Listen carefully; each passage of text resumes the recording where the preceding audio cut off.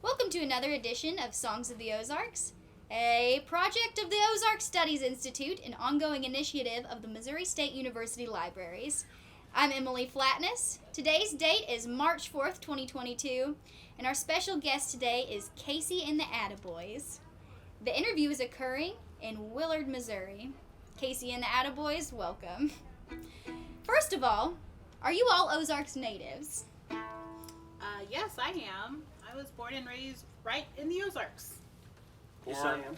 Yeah. I am. Born in Springfield, raised in eastern Douglas County.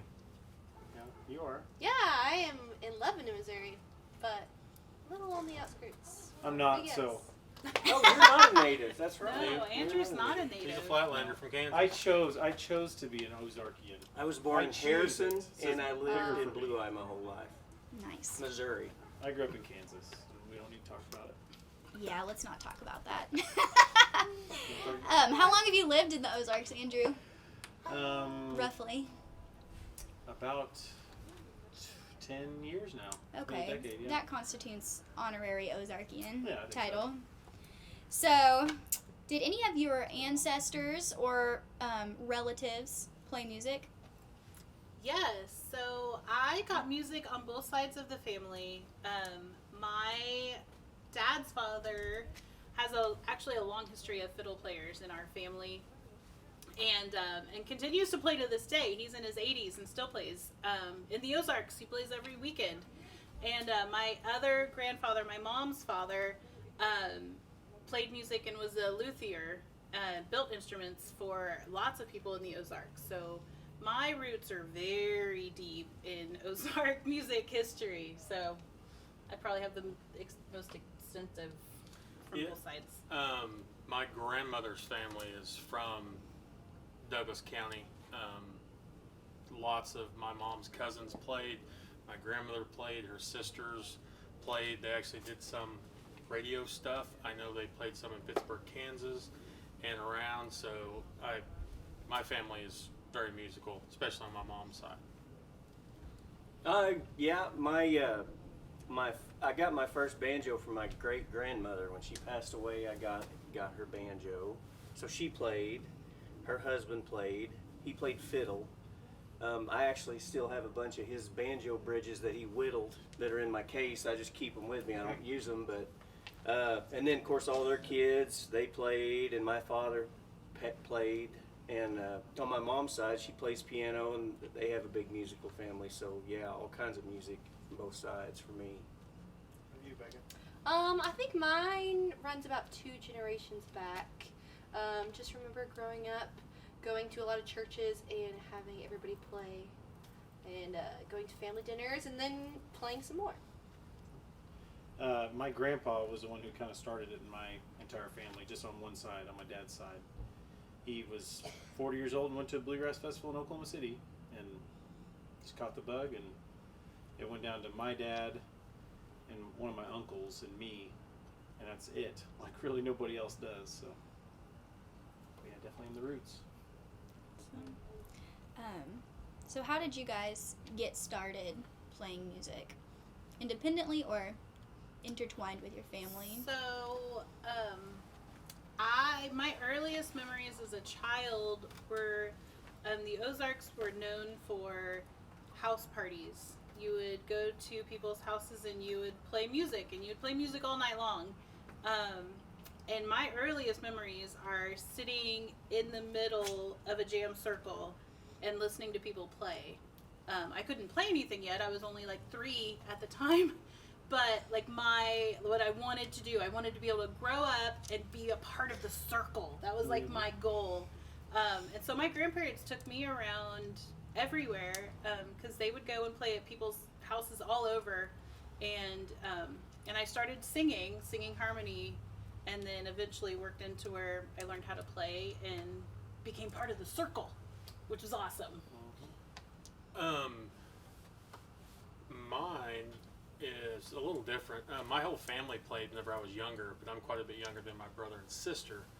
My mom played, my dad, my brother and sister played, but they kind of, I remember the same type of situation, music parties, usually involve, like I said earlier, a lot of my mom's cousins and my immediate family, and then others from around where we lived. But then whenever I got older to where I could play, or you maybe just think about playing, we kind of quit playing as a family, or my family kind of quit playing just, as a different phase. And then I started getting into bluegrass in college because my brother and sister-in-law started playing again. And that kind of lit the bug for me, and that was kind of my thing. Whenever I got out of college, graduated, loaded all my stuff, and didn't even go home. I went straight to a bluegrass festival in Bee Branch, Arkansas, and I just started playing from there. It's kind of where about 22, 23 years old is when I kind of started playing. So my dad, played the fiddle, and music parties when I was little. I remember especially New Year's Eve was a big party. All the family get together and play. But in about 1981, I would have been 9. My dad's first cousin, David Stevenson, was a guitar player, and he was maybe 10 or 15 years younger than my dad. And David's best friend was a guy named Jerry Dill, and he played the banjo. And they got my dad conned into going to Silver Dollar City and trying to play for the festival in 1981. It wasn't Bluegrass and Barbecue back then. It was just, anyway, they got hired. They all had, my dad had his best clothes on, and the rest of the guys dressed up like hillbillies, and my dad fit right in. But anyway, I thought Jerry Dill was about the greatest thing I'd ever seen. That's the first time I was ever actually witnessed somebody playing a 5-string banjo. I'm like, that's so cool. I still think Jerry Dill's that's pretty much where I got started. That's what made me want to play anyway. I hope my dad doesn't see this. He's a huge influence on me. And my grandpa, my dad's dad, he was my biggest fan. He passed away. But yeah, I saw Jerry Dill playing that banjo. I thought there couldn't be any cooler than that guy right there. So that's my story. Well, like I said, I grew up pretty much just playing music in church. My family picked bluegrass, and I remember going over to house parties whenever I was really, really little, but then my family kind of fizzled out, and they stopped going to bluegrass festivals, and it wasn't until I was about 13 that I decided that I wanted to play the fiddle. And my mom would take me to this festival that was down the road. It's called Starry Creek. And my great-grandma would go in her little pop-up camper, and she'd drop me off, and she'd let me stay for the weekend. Very bad parenting decision. But I got to stay and see all the picking, and I saw actually these guys. These people were the biggest influences probably, because I remember walking by their jam tent, and I was like, one day I'm gonna be good enough to play with them. And Andrew actually was my first fiddle teacher. Well, second actually. Fired the first guy. Yeah. Yeah, Got it. right. Fired Andrew second. Yeah, but 13 years old, so not too long ago. I had to search for it a little bit more in Kansas. It just wasn't around very much. But Grandpa would have, we didn't call them house parties. We called them jams. No. We called them music parties. Yeah, or Yeah. pickings. Grandpa would have one, but I'm saying maybe once a year. But some guys would come over and play. But there was one festival in Kansas. When I was little, there was 2 that we'd go to. But then my grandpa, once I started learning, he was like, hey, you need to come to Missouri and learn bluegrass. That's what he said. So then I came to Starving Creek for the first time, and I was like, oh, now I know what he means. This is different. And that's why I wanted to live here. And met these guys all when I was, mid-teens. And that's why I live here, because I wanted to play music and be around it, because it's in the Ozarks. So. Awesome. So do you think your music is a reflection of your community here in the Ozarks?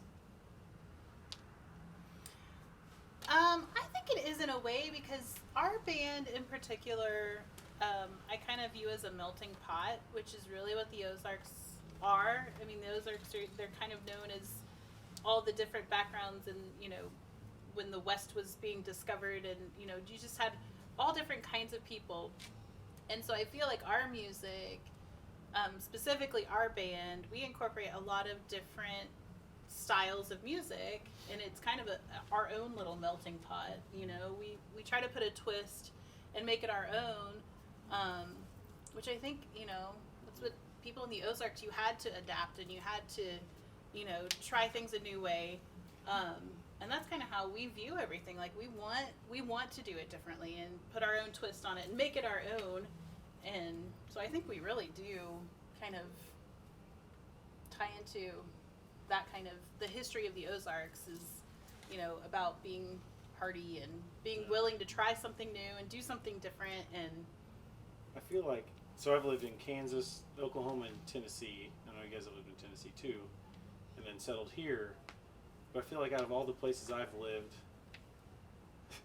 the Ozarks is the one place where you could literally do anything and people would be like, oh, hey, that's cool. Like, anything. But, like, if I lived in Oklahoma and I said, hey, I'm going to move a 32-foot building and put it beside my house, people would be like, that's weird. There's just, like, these norms of how their society works. And I feel like the Ozarks just, like, puts that all in a cup and shakes it up and throws it. yeah. Because literally you can do anything you want around here and it's not crazy. Mm-hmm. People are like, yeah, let's do that. And it's just a very welcoming, open-minded, you have your traditionalists that are like, that's not how we do it in the Ozarks. But it's like, no, the Ozarks is all about just doing it how you can do it. Mm-hmm. And just surviving and making it. And it's cool. Kind of using that mentality, we pull songs from other genres that haven't been done in a quote-unquote bluegrass style. And it's that same mentality of just figure it out. Yeah. How can we make this work for our band? And, I had never thought about it like that, but it is, the people that settled around here, they had to figure things out, because this is a rough part of the country to live in. Yeah. Andrew's trying to be a farmer right now, and he can't even dig into the ground. I used to dig holes as deep as I was as a kid in Kansas. It was fun. Too many rocks around here, my friend. Yeah, you can't even do anything. Like, so you have to adapt, and you have to change. And, that's right. Yeah. For sure. Man, that was awesome. Do you guys have anything else that you think would be... Smithsonian quality? Yes. Justin, do you have any words of wisdom for the Smithsonian? Yeah, but Honestly, if anybody did, it'd be I'm just just I going know. to keep them to myself. Let's pick some. Let's yeah. play something so you can sing. Let's play something so you can Let's sing. do that. Let's, like a thief. Yeah.